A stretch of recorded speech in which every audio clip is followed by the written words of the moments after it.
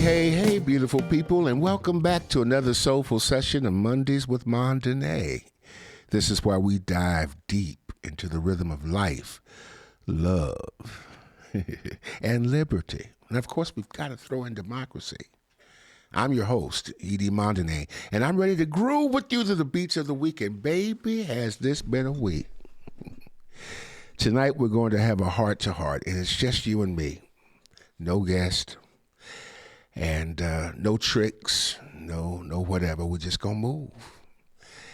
No distractions. And we're going to talk about the importance of the moment that we're living right now and the critical issues that we're facing as a people, as a community, as a nation, as a world. And this is a very difficult time, a time of great challenges. But there's immense possibility. The significance of this moment, wow. We're living through a period that we will be remembered in the history books for. Future generations will look back on this time and wonder how we responded to the challenges that we faced that were right before us. The decisions that we make, the actions that we're taking, and the principles that we're standing by will define not just our lives, my brothers, but the legacy that we leave behind, and it is important. This is not just a political or social turning point. It's a spiritual one as well. And we're being called to rise up and to stand together and to move forward with a sense of purpose and unity. Our actions right now, today, are going to shape the future of our communities, and it's going to mold the future of our nation. We've got to be mindful of the power we hold as individuals, and more importantly, as a collective. And I'm telling you something, the time to act is right now. Protecting voting rights, it's critical. The ongoing battle to protect voting rights is unheard of, unprecedented. These efforts to suppress the vote, particularly in communities of color. The right to vote is not just a fundamental right, it's the cornerstone of democracy, our democracy. And without that, we lose our voice, we lose our power, and our ability to shape the future, to look beyond what we are and to see clearly what's ahead.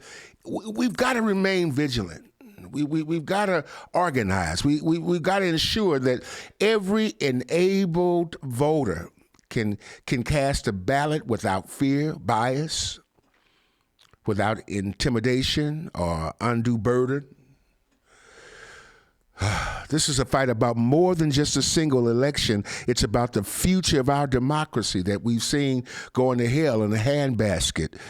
We can't take this right for granted. Our ancestors fought, bled, and died, hung from trees, bullied for this right, and it is our duty to honor their sacrifice by defending it with everything we've got. The fight for social and economic inequality is horrendous.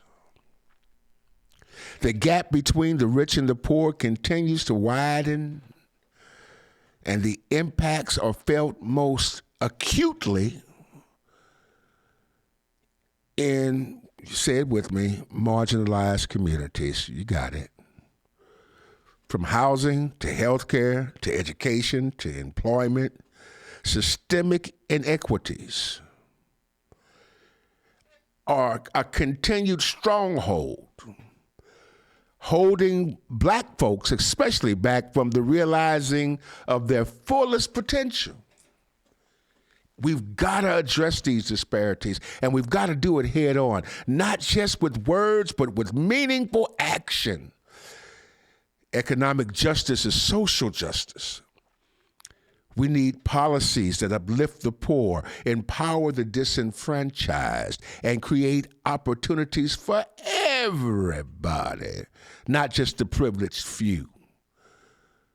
This is a fight that's going to require all of us to be engaged, to demand change, and to hold those in power accountable. We can't just be excited about what's going on. We've got to understand the power that's being given to us. The struggle for truth and justice is at stake. In an age of misinformation, we're inundated with falsehoods, half-truths, and propaganda. These things are designed to divide us, and they're not novice. We've seen it before. These things are designed to keep us in fear and to prevent us from uniting against the real issues that plague our societies. I will not be moved, and I don't know about you, but you shouldn't be either. We've got to be vigilant in our pursuit of truth, and we must question, we must investigate, and we've got to stand firm in the face of a lie. Justice cannot thrive in a world where truth is under attack. We must defend the truth as fervently as we defend our rights and our freedoms. And this is not just about correcting misinformation. It's about building a society where justice prevails, where truth is respected, and where everyone is treated with dignity and fairness. I'm going to get off of here tonight. But I want to remind you that this is a moment that we share. It's our moment. And together we have the power to shape the future, to right the wrongs of the past, and to create a world that reflects our highest values. It's going to take courage. It's going to take unity, and it's going to take an unwavering commitment, an unsettling force. But I believe in us, in our ability to rise to the occasion and to make history for all the right reasons, making good trouble. Thank you for joining me tonight with Mondays with Mondene, and I'm glad to have had this intimate conversation with you. And I want to continue this conversation. We've got to continue this fight. And we've got to do it together. We've got to stay strong, vigilant, and remember, this is our time. It's up to us to keep the rhythm of democracy alive and kicking, and we've got to do it together. Keep spreading that love by insisting on a more unjust and inclusive future for you, for me, and everybody new.